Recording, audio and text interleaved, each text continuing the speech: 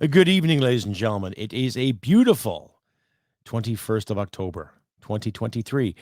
Coming up this episode of the Crusty podcast, episode 237, Paroxysm and C-69s failure. That's right. People that just want to fight and cause trouble, and some good news for the Alberta oil industry. All that and more coming up the podcast. Please stick around. Listener and viewer discretion is advised because I do like to swear, smoke cigarettes, and just, be all around goofy. See you in a bit. Hit it, sweetheart. Because I am hard, you will not like me. Yes, sir. There is no racial bigotry here. Here you are all equally worthless. From Western Canada, this is the Crusty Canuck podcast, a Canadian veteran's point of view on political, social, economic issues, and life. Here's Crusty. That's right, ladies and gentlemen. Welcome back to the podcast. I'm your host, Crusty Canuck. And my mistake, a little technical issue there. Like I say, if you like and hear what you see, please click like and subscribe. Share this content all over your social media platform. I'm just having some technical issues here. That's right. I'm your host, Crusty Canuck, on this beautiful Saturday, 21st October. Hope everyone's having a good time, had a good week. I had a busy effing week because of, life in general. Didn't mean to start the title there again, but the title of this show is Paroxysm and C-69's failure. Yes, I found that word there the other day. Basically, things that spaz out, a medical convulsion, whatever, in the medical term. But it's also an interesting way of saying how people are jumping the gun and more willing to go and fight for a half-assed noble cause. They think is noble cause. Now, I don't mean to dwell on the Israel conflict and the Palestinian conflict. You've heard my speech in that. I'll say it again. Let people live in peace, regardless of what history has done or what history has said or what some noble frickin' half-assed commie professor says or what some so-called noble 20-something kid with blue hair and dirty armpits and a dirty crotch has to say. Okay? Let people live in peace. That's simple. Now, when you see that magical word paroxysm, I might leave the dictionary meaning in the description for you is there too. But in the same sense, it goes to prove how people are just jumping the gun. Okay, I'm guilty of it too, ladies and gentlemen. We're all guilty of it one way or the other. It doesn't faze me anymore, though, which side is right. The right thing to do is to stop this fucking bullshit. Okay? Now, we've seen it from our government. We've seen it from the American government. We've seen it from British governments. All these people screaming outrage against what happened to the Jews, what happened to the Palestinians. And regardless of what biblical ties are to the land, it's about goddamn time we try to sort it the F out. Okay? One side is trying to annihilate the other. Now, I've talked to Jewish people. I've talked to Arabs. I've talked to some Palestinians. They don't want to see annihilation. Save that for the bigwigs and the governments and the cabals alike who want to do that. But I'm seeing more and more protests out there, too. There's footage out there of people posting pictures of their loved ones missing. Can you help us find them? And then you get some college students ripping down the posters and ripping this down and taking a stand for the Palestinians. And I'm just like, really? Did they stop to think that some of those posters are Palestinian citizens, too? Or are they just trying to fight the good fight and do what's virtuous and right? Okay. I have a question. To all the protesters out there, to all the people out there that are willing to stand for Palestine, how about you go over there and fight? There's an idea. How about you get off your high horse with your whatever degree you have, sociology, humanities, and your gender studies spectrum and everything else, and you go over there and fight. Right? And how about you go over there, and if you're Jewish, to go over there and fight with the IDF too. I don't care if you served time in those forces before or not. How about you go over there and fight as well? Now, I'm not anti-Semitic. I'm not anti-Muslim. I'm not anti-Christian. I'm anti-bullshit. Okay? And as much as I love for people to protest and speak their mind and freedom to express yourself too, okay, I will honestly say this. when you find these virtue signalers waving certain flags and talking about death to this and death to that and saying, oh, this group is just misunderstood because, or that group is misunderstood because, you're no better than those goddamn commies that are sitting there saying, Stalin was just misunderstood and Maoism is just a good thing to happen because we really need that to get ourselves together, right? Yeah, yeah. Said nobody. So put that in your pipe and smoke it, or in your little drum circle there to protest and fight the good fight too. Christians have the right to exist. So do Jews, so do Muslims, so do Buddhists, so do Sikhs, so do atheists, agnostics alike. And I know each faith has their name for non-believers, right? Christian faith, you were called a heathen if you weren't a believer. And I think the Jewish term is goyim, the undirty or the dirty. And I think the Muslim term is infidel still. Now, I haven't heard a derogatory term from a Buddhist nor a Sikh. Okay. But ladies and gentlemen, you can call me an unbeliever, a non-believer. I don't believe in a higher power. I might believe there's some energies out there that might thwart things for us. I don't know. But when I see all this fighting over lands and prosperity, I know the Israelis left Gaza in 2005 and they left Gaza do its thing. I also know Hamas, Hezbollah, the Taliban, and ISIS are in cahoots with other powers that want to annihilate the Jewish people or annihilate anybody else who gets in their way. So you've got both sides of a dirty fucking coin that needs to be cleansed. And I don't mean annihilated from each other. I mean a dose of reality. I mean a dose of respect, understanding, and especially those individuals that live here in North America too.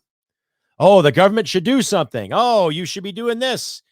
The government has done enough to Canadians in this country, especially when it came to the convoy, because there were a lot of people that peacefully protested the jib-jab mandates during the pandemic. And you see how the government reacted to that now, don't you? So you're also seeing that the government is doing something because they're choosing to do nothing except tote virtue. And our beloved prime minister is always sitting around talking about what's fair and equal, yet he hasn't been fair and equal to Canadians. He gave $10.5 million to one individual because of pain and suffering, and yet that fucker is a known terrorist. What? Well, it doesn't matter if he was 15 years old or 25 years old. He went along with family members, set explosives, and fought in Afghanistan against our allies. So he's a war criminal. But because of pain and suffering and Gitmo, he gets 10.5 million smackers, while the rest of us got to pay our way, pay our fair share, according to Jagmeet Singh and Justin Trudeau and his hand-picked gender parity cabinet full of unqualified people and professional victims, right? But what do I know? Stay updated and follow Crusty Canuck on Facebook, Twitter, Gab, Telegram, YouTube, and Podbean. Subscribe today and donate at crustycanuck.ca. Welcome back to the episode, ladies and gentlemen. Paroxysm and C-69's failure. Yes, paroxysm, an interesting word about how things spaz out and things go out of context there too. How people are willing to jump up and fight and react to something so quickly. We're all guilty of it, ladies and gentlemen. One more time, if you like and hear what you see, please click like and subscribe, ladies and gentlemen, and submit this podcast or share this podcast all over your social media platforms too. I am really grateful to some of the kind comments I got my last video, my last podcast. Thank you very much. You guys are awesome. Well done. Well done to all you out there, giving me a thumbs up and asking me pertinent questions too. And if you want to send me an email, my contact information is in the description. So don't hesitate, even write me a letter if you want to. My mailing address is in there as well. So I don't mind, I don't mind if you want to send me some stuff or whatever, send me a threat or two, by all means. Just keep it clean, okay? This is kind of a patriotic family show. That's right, family show. Yeah. Not entirely, but anyway, I digress. Anyway, carrying on with this episode. So enough of this Israeli stuff too. I am supportive of the people that are victimized, both sides. I am supportive of the individuals that want to fight the good fight and live in peace and harmony and do what they can. But there's two sides to this, not just the civilians that want to annihilate each other. Okay. In my arrogance, many moons ago, I would sit there and say, let them fight, let them sort it out, treat it like a hockey fight, and then penalize them both. But if you got a group of people that are determined to annihilate another group of people, then they're no better than the shitheads back in World War II, commies and fascists alike, right? I said in my last episode how much I love democracy, and regardless of how imperfect it really is, it's still the better system. It's a hell of a lot better than democratic socialism that these college kids like to promote, because everything will be done for you because they deserve comfort rather than fucking reality. But I choose to live in reality. They also say that fascism is bad, yet fascism and communism are roughly two sides of the same coin. It's just who can turn the screw faster is the difference. It's that simple. So democracy is key here. And you look at the size of Israel compared to all the other countries surrounding Israel, all the other Arab nations that do surround Israel. What is the problem? Now, keep in mind, though, too, Egypt has been helpful, but they also closed the border to a lot of Palestinians because they can't tell who's the baddie or not. And history has proven, too, that some of the enemy of certain allies have hidden in boxes, hidden in populace, hidden in here, hidden there. Some in place sites, some have been integrated in certain societies that have caused a lot of damage. Now, I'm not labeling the Palestinian people. They deserve peace and freedom just as much as you and I do, ladies and gentlemen. So do the Israelis. So do all Arab countries. So do all democratic countries. Yes, even communist countries deserve freedom, but we're not going to annihilate them just yet. Knock on wood. Who knows? But I guess we can honestly say this is the start or the foundation being laid to maybe another bloody, disgusting world war. That's just me, though. What do you say? Like I say, if you like and hear what you see, please click like, subscribe, share this podcast content all over your social media platforms too. Help us Canucks reach out to other Canucks and other North Americans too, or around the world too. To my Podbean listeners, thank you once again. I'm seeing more and more downloads. Thank you very much for sticking by me all this time. Round of applause for you guys, because you guys are awesome. You guys are really great, and I appreciate the kind words and comments I've been receiving up until now. Please send some more. Don't hesitate to comment on this podcast when you see it or hear it. To my Rumblers, you too. To my new Rumblers who have subscribed, thank you very much. And please keep those comments and thumbs up going. Help the algorithm. Let the government in this country know that there is a lot of Canadian content out there that should be heard and listened to, regardless if the government agrees with it or not. Anyway, carrying on. This episode of 237 episodes. My God. Paroxysm and C-69's failure. Now, those who don't know, Bill C69 was passed legislation back in 2019, okay, to basically the impact of infrastructure and everything, too. In layman's terms, basically, it's a bill that put a stop to working on a pipeline, to creating a pipeline to transport Canadian oil to other parts of the country and to the world market. Now, there's a lot of Black Québécois, not Quebecers, but a lot of Black Québécois who do not like the fact that Alberta oil coming to Quebec, because they would sooner buy Saudi oil, they would sooner buy Nigerian oil, Venezuelan oil to heat their homes, to run their vehicles, and to charge ridiculous fucking carbon tax on, which they don't pay, by the way, compared to the federal numbers. But they don't like Alberta oil. But they also love the equalization that comes out of it, though. I think in 2019, roughly $18.5 billion was given to La Belle Province in the name of equalization. Now, C-69 made it that much harder, right? And the federal government at the time, Catherine McKenna was big on this, climate Barbie, about whole gender parity and gender impact when it comes to building things in this country. So basically, it put a stifle to any kind of progress. And now the Supreme Court of Canada has said it's unconstitutional. They either have room to amend it or whatever it is, but the Supreme Court of Canada basically deemed it as unconstitutional. And our premier here, Danielle Smith, is putting her thumbs up saying good, because that opens the doorways up to prosperity, i.e. investment, foreign investment, to invest in Alberta again, to bring our oil and gas to market. Okay. So to all the pearl clenchers out there and all those environmental people that say stop oil, look at your cell phone. What's that made out of? Natural resources. Those solar panels that you want and want to die for, natural resources, they're plastic based. What's plastic based on? Petroleum, right? A year ago, Germans asked for natural gas. So did the Japanese. According to the government, it didn't make good business sense because they want to go green and promise so many middle-class jobs for us all here, right? But they also failed to realize that when those wind turbines fail, there's minimal technology that can recycle that material. And while they're waiting to be recycled, they're buried in fertile land. So do the math on that. And when those solar panels fail, what happens? They don't get ground up and recycled. They get ground up and tossed into landfills. So it's a double-edged yet serrated blade that's going all up our chuffs in the name of progress. So I'm happy that C-69 has been deemed unconstitutional. We knew that in the beginning. You're making up laws to worry about gender parity and the impact on women. And apparently there's a story that comes out of Rebel where Sheila Gunn Reid was talking to an oil gas activist, and they had the audacity to worry about homosexuals too.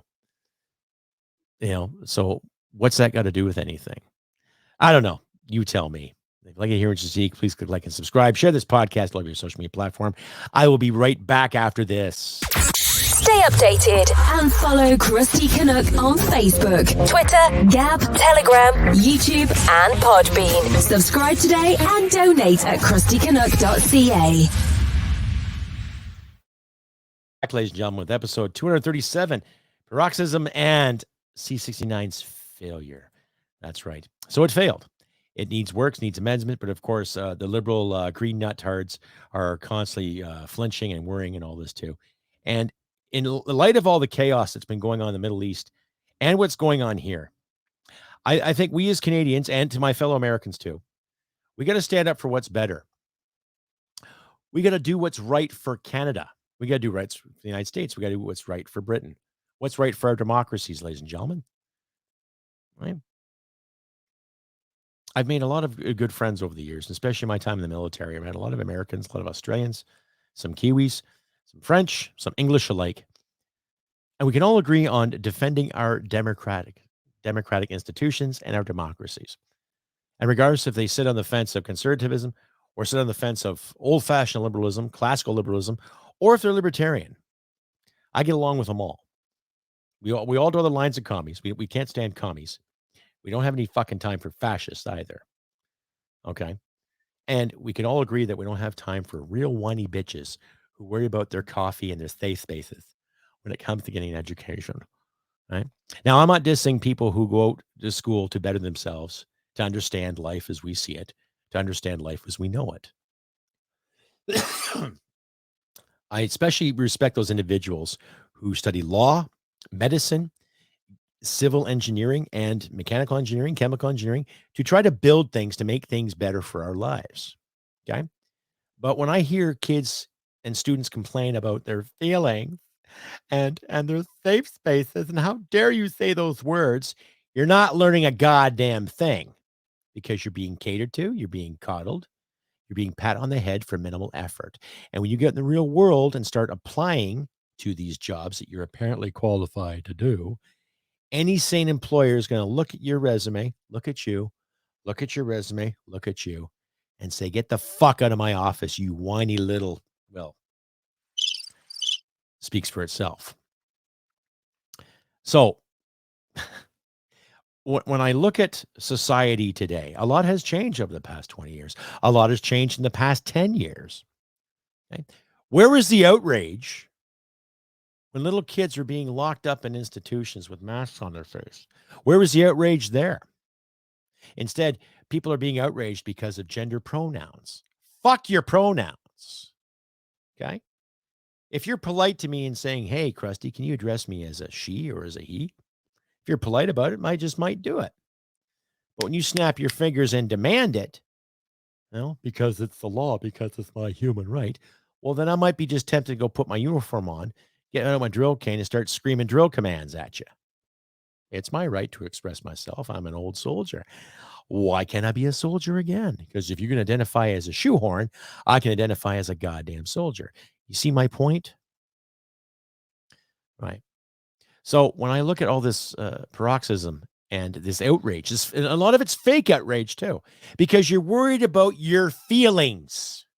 You're not worried about the betterment of mankind. You're not worried about your family, your friends. You're worried about your bloody little comfort. Okay. Look at my title card. Look at the pictures I put up there too. All the famous SJWs that have been seen and been made of memes, what have you. Right? You want to stand up for equality, then you make sure people have the opportunity to get a job. There's equality of opportunity. You want to stand up for fairness, then you look at our justice system and you penalize the people that deserve the hardest time, i.e., men and women that kill each other, men and women that hurt children. And I'm not just talking about inadvertently, I'm talking intentionally hurt kids. Okay? I don't buy this minor attracted person stuff. A pedo is a pedo, period. Just like a Canadian is a Canadian, American is an American, right? You do something stupid, you pay for it. It's that simple, right? I don't care how this group over here feels, or I don't care how this group over there feels. You're in North America. You don't have to assimilate to anything you don't want to. But basically, conventional wisdom has taught us you want to eat, you got to get out and work. You want to make something happen for yourself, you got to make it happen. Regardless of how much of a victim you think you might be, you got to get off your ass and promote things. Promote yourself. If you got a family, you got to look out for your family. That's just the honorable thing to do. Doesn't matter how you identify. Who gives a shit? Who gives a shit? Doesn't matter if you're a single mother or a single father. You got to get off your ass. You got to hustle. Make it happen. Especially if you got little kids in tow, because there's more lives you got to worry about besides yourself. Right? That's the thing. But no, people are going to raise the heavens. Oh my God, how dare you? How dare I what? Live? Make choices? Try to be a good man? Try to be good to my wife? Try to be good to my family, my friends? To pay my fair share? According to our beloved government and their ridiculous fucking mandates when it comes to economics in this country, right? We've had some really, really stupid leaders, honestly. The past 8 years has shined with stupid leaders. Big time. Yeah, more than enough. More than enough. Which brings me to the next part of my show, usually, and bought by popular demand because Mike wants to see it. Wait for it. I have to bring back one of the most beautiful segments I enjoy doing for you all there too. Right. And it's, of course, it's our favorite, wait for it. It is the Canadian polar vortex of bullshit. That's right, ladies and gentlemen. Canadian polar vortex of bullshit. And with lots of consideration and some real big brainstorming, the Canadian Polar Vortex of Bullshit Award goes to none other than Francois Philippe Champagne, better known as Frankie Bubbles. Let's give him a round of applause, ladies and gentlemen. That's right. Mr. Francois Philippe Champagne. He is the Canadian Minister of Innovation, right, and Science and Industry. And recently in the news, he basically stood up to those big, scary grocery guys and told them they better start paying more or there's going to be consequences to bring food prices down in this economic turmoil. And every time this clown stands up in Parliament, he's always saying, I'm not going to take financial advice from you, from a conservative. Hey? Yeah, he's French, by the way. Pardon my French accent to my French listeners out there. Needless to say, Francois Philippe Champagne, better known as Frankie Bubbles, tiny bubbles in your brain. That's right, Frankie Bubbles. So, Mr. Bubbles, what do you have to say about winning the prestigious Canadian Polar Vortex of Bullshit Award? Anything? I'm sorry, I can't hear you. I have an infection in my ear. Oh, well, you can always get Q-tips for that or get some creams for that. But please, please, please tell us again how you really, really feel about winning this prestigious award. I'm so happy I could just shit. Well done for you, sir. Make sure you got lots of toilet paper and you have an emergency number on speed dial just in case you have a further accident. Anyhow, ladies and gentlemen, this has been another segment of the ever so wonderful The Canadian Polar Vortex of Bullshit. That's right. Well done, Mr. Frankie Bubbles. Well done. And I hope to God next election you get your ass handed to you because, really don't have a lot of respect, for the Canadian taxpayer. And I really don't have a lot of respect for you. Oh, poor guy. Anyway, back after this. Stay updated and follow Crusty Canuck on Facebook, Twitter, Gab, Telegram, YouTube, and Podbean. Subscribe today and donate at crustycanuck.ca. That's right. You're back, ladies and gentlemen, with episode 237 of the Crusty Canuck podcast. Paroxysm and C-69's failure. So it looks like these bills might be heading to the chopping block sometime soon. C-48 basically forbid Canadians to ship oil via sea because of the environmental impact. Now, I am all for the environment, looking after things, cleaning things. You make a mess, you clean it up. But the way a lot of these liberals talk about saving the trees and saving the planet, it doesn't matter in this country because if Canada shut itself off, right, I think Canada contributes something like 1.6% of the world's carbon into the atmosphere. Now compare that to China and India. We're pretty minuscule. So there's no need to stifle our resources. But who knows? They might call an election in the spring and things might change too. Now, I've queued up a video there of Pierre Poilievre eating an apple while there was a local news reporter just asking him stupid questions. The video went viral, by the way, so I'm not going to bother doing it anyhow. But like I've said on my Tuesday rants too, I think Pierre does have something. He's proving himself to be a people's guy in a way, but like I said before, he's also a career politician. And career politicians have been notorious for saying lots, but doing less.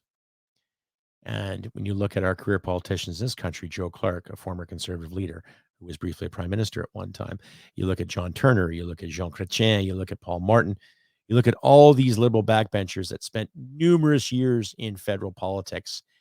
And what have they accomplished?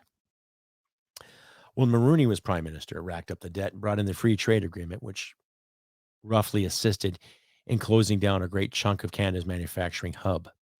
When Pierre Elliott Trudeau was prime minister, he stifled our military, yet they bought some equipment and they bought some kit, but he had no respect for our troops, and somehow that trend carried on and on and on. I'm digressing here a bit. So when you look at these career politicians that have spent the better part of 20 years or close to 20 years in federal politics, you got to look at them closely and try to do your best to really give them the benefit of the doubt. But in the same sense, the moment a scandal erupts, shit's on the horizon. Now, I'm not saying he's going to do a terrible job, but I remember before my mother passed away, she actually looked at me and she says, give this guy a chance, because she was a diehard liberal. She was there when Pierre Trudeau was elected, and she was just so tickled pink. But, my mother and I used to have debates all the time about the liberal brand and how insufficient it was really becoming, especially in my generation, when it comes to procurement, when it comes to safety and security. And I mean proper safety, not just this projected stuff over bad words. I'm talking learning how to keep the borders secure and safe, and how to keep the people of this country safe too. But now she's gone. She's at peace. And we need this country to be at peace with itself again. I am getting tired of the division, and I do laugh at liberals because they're not promoting liberalism. They're promoting borderline fascism and with a little dash of communism, right? The NDP are no different. They're not promoting anything new. They're just promoting the welfare of their jobs and their security and their pensions, right? And I'm seeing a lot of virtue being toasted and toted around, like I just presented to Frankie Bubbles. Oh, he's Minister of Science and Industry and Innovation. What are you innovating there, Frankie? What exactly are you innovating? What have you innovated? What have you innovated for this country? What have you brought to the table of this country? Has anybody even suggested using the powers of hemp to help with the environmental issues? It creates jobs in the agriculture sector.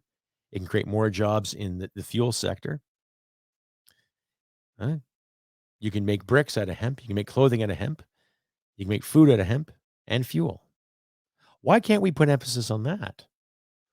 Right? Of course, government monopoly. Government has to have its say in it. Well, that's the problem. We have too much government having their say in things. They're elected to run the country. They're not elected to run our lives. Big difference, right? So when people tell me, oh, you got to trust the government, why? Give me a reason to trust the government anymore. I've earned a pension. I did 20 years of service, which is taxed heavily. And there are a lot of seniors out there I talked to during my campaign 2 years ago. Their pensions are taxed heavily too. And yet the government can't find the money to look after Canada, but there's lots of money to hand out here and hand out there, right? Melanie Joly, the Foreign Affairs Minister, was just too busy to sort issues out when it came to our embassy being closed on Thanksgiving weekend when Hamas attacked Israel. Attacked Israel, right? She was just too busy to care. So we really got to look at our leaders there too, ladies and gentlemen. Now, I am seeing more passion and more driven and more attitude towards the buffoonery that our federal government has promoting in regards to bills like C-69, C-48, C-21, C-75, and all these other little bills that want to keep pushing through the system in the name of wokeness and so-called parity and fairness, when really they're just screwing you and I over in the name of the WEF or in the name of some other conglomerate, but they don't care about Canada. They don't. Right? It's because of them we're a laughingstock with NATO. It's because of them, our allies that we hold dear, our friends, don't trust us in any kind of intelligence gathering. Don't trust us when it comes to anything in regards to security or defense. Because we've seen how our leaders have squandered it and wasted it and ruined it. So I do hope Pierre does something about that in a decent amount of time. I, for one, am getting sick and tired of hearing about procurement where, oh, we'll get this first jet in 3 years, or this first ship in 2 years, or this first fleet of vehicles in 6 years. No. We have the industry and the innovation and the thinkers and the backers in this country that can do it within months. But we just keep choosing leaders that want to sit on it until something bad happens. And I really hate to see something bad happen to people in this country just because we have a few leaders that were fucking scared and didn't have the balls to really stand up for something bigger than their paychecks and their feelings. Anyway, ladies and gentlemen, I have been Crusty Canuck on this beautiful 21st of October, 2023. If you like and hear what you see, please click like, subscribe, share this content all over your social media platforms. And a special thank you to my California listeners out there too. Send me an email if you can. Information will be in the description. You can also find my stuff on Instagram, Twitter. You can also find me, like it says in the title card there, in Podbean, Rumble, Spotify, Amazon, iHeartRadio, and Player FM too. And to my Podbeaners out there, hey, don't hesitate to send me an email or send me a comment or two. I'll read it. I'll respond to it, whatever you like, or send me an email, crustybcanuck67@gmail.com. Information in the description there too. Don't be shy. Let me know what's on your mind. Or hey, you can always write me a letter too if you want to. I don't mind at all.